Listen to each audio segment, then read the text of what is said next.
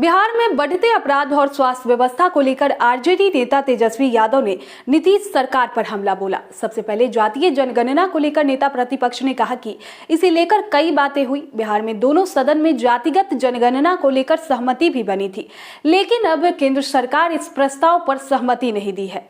तेजस्वी ने कहा कि राज्य सरकार अपने खर्च पर जनगणना कराने की घोषणा करे। कई राज्य ने तो अपने खर्च पर ही जातीय जनगणना कराया है, लेकिन जातीय जनगणना पर बिहार सरकार की मंशा ठीक नहीं लग रही है। वहीं बिहार को विशेष राज्य का दर्जा दिए जाने की मांग पर तेजस्वी यादव ने कहा कि बिहार सरकार ये मांग किससे कर रही है, ये समझ से परे है। विशेष राज्य का दर्जा मांग पर बीजेपी ने लोक सरकार पर यह आरोप लगाते हुए कहा है कि राज्य सरकार बजट का पैसा भी खर्च नहीं कर पाती है। साथ ही तेजस्वी ने बिहार के स्वास्थ्य व्यवस्था पर हमला बोलते हुए कहा कि बिहार के सिवान में मरीज के बेड पर कुत्ते सोते रहते हैं, जिससे ये पता नहीं चलता है कि मरीज के बेड पर कुत्ते हैं या कुत्ते के बेड पर मरीज। ये वीडियो सिवान जिले का पिछले दिनों सामने आया है। वो सफाई कर्मी द्वारा ऑपरेशन किए जाने की भी तस्वीर सामने आई है। ये दोनों तस्वीरें बिहार की बदहाल स्वास्थ्य व्यवस्था को दर्शाता है। ये बेहद गंभीर मामला है। साथ ही उन्होंने बिहार में लॉ एंड ऑर्डर पर तेजस्वी ने कहा कि बालू माफिया से मिलकर पुलिस काम कर रही है। गया में गरीब को बांधकर पीटा गया। ये बिहार में फेल लॉ एंड ऑर्डर को दिखाता है। इन सभी मुद्दों को राजद विधानसभा में रखने का काम करेगा। तेजस्वी ने अपनी बेरोजगारी यात्रा को लेकर बताया कि बजट सत्र, होली और एमएससी चुनाव के बाद इस विषय पर वे काम करेंगे। वहीं प्रियंका गांधी के लालू के समर्थन में ट्वीट करने पर तेजस्वी ने कहा कि बीजेपी के लोगों के खिलाफ अगर कोई बोलता है तो उसे फंसाया जाता है और बीजेपी का समर्थन करने पर उसे बचाया जाता है। तो हम सब लोगों का राय था कि भाई राज्य सरकार जो है अपने खर्चे पे, जैसे और राज्य हैं, कर्नाटक है, केरल है, कई एक राज्यों ने अपने खर्चे पर जो है जाति जनगणना कराई, तो राज्य सरकार, बिहार सरकार भी घोषणा करे। अब ऑल पार्टी मीटिंग की जहाँ तक बात चल रही थी, आपको भी पता है देरी क्यों हो रही है, क्या कारण है, ये सब लोग जानते हैं। लेकिन कहीं ना कहीं से मंशा जो है वो ठीक नहीं है। जब हम लोग प्रधानमंत्री जी से मिलकर के निकले थे तो मैंने एक बात कहा था, ये नेशनल इंटरेस्ट में है। जिस बात को मुख्यमंत्री जी ने भी दोहराया था, मुख्यमंत्री जी ने भी कहा था कि राष्ट्र हित में, यानी नेशनल इंटरेस्ट में।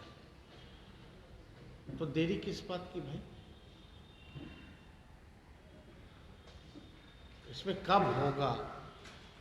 हम लोग तो चाहते हैं ना कि जल्द से जल्द लोगों को लाभ पहुंचे, तो देरी किस कारण?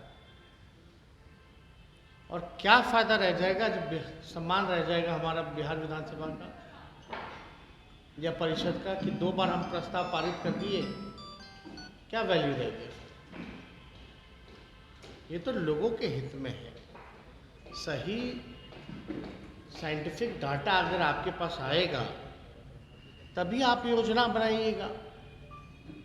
आपके पास इंफॉर्मेशन होगा कि भाई कौन लोग हैं जो दिहाड़ी मजदूर हैं, कौन लोग हैं जो कूड़ा साफ करने वाले लोग हैं, सफाई नाला का सफाई करते हैं, कौन लोग हैं जो झोपड़ी में रहते हैं।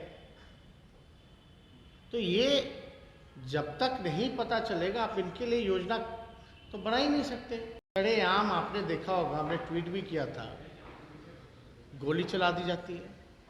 लॉ एंड ऑर्डर इतना बद से बदतर हो गया। गया में जो हादसा हुआ, जो गरीबों पे जुल्म जो ढाया जा रहा है, बांध करके पीटने का काम किया गया, ये कुछ बालू माफिया लोग और प्रशासन के लोग मिलकर के ज़बरदस्ती ये कार्रवाई इन लोगों ने किया। क्या दिखाता है? लॉ एंड ऑर्डर आपका फेल है। शिक्षा तो चौपट हो ही गया। और आप बताइए, इतना गंभीर मामला है, हमने इसको रीट्वीट भी किया है। एक वीडियो है, अब देखिए। अभी ये वीडियो में क्या है? ये अस्पताल है या कुत्ते का घर है? या कुत्ता को लगता हुआ कि उसी का घर है, कुछ इंसान उनके घर में आ गए। क्या स्थिति बनी हुई है भाई? ये सुशासन है? नीतीश जी का काम बोल रहा है। ये सारा वीडियो देखिए आप लोग। और ये कहाँ का, तो सिवान जिले का जो मंगल पांडे जी जहाँ से आते हैं, ये उनके गृह जिला का।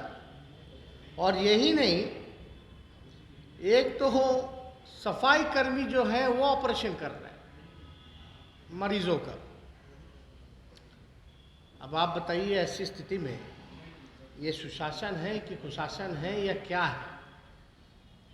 एक तो होता है गवर्नेंस, एक होता है मतलब कि बैड गवर्नेंस, एक होता है देयर इज नो गवर्नेंस। कोई गवर्नेंस ही नहीं है। क्या स्थिति पैदा होती जा रही है पूरे बिहार में। कल को आपके भी रिश्तेदार हो सकते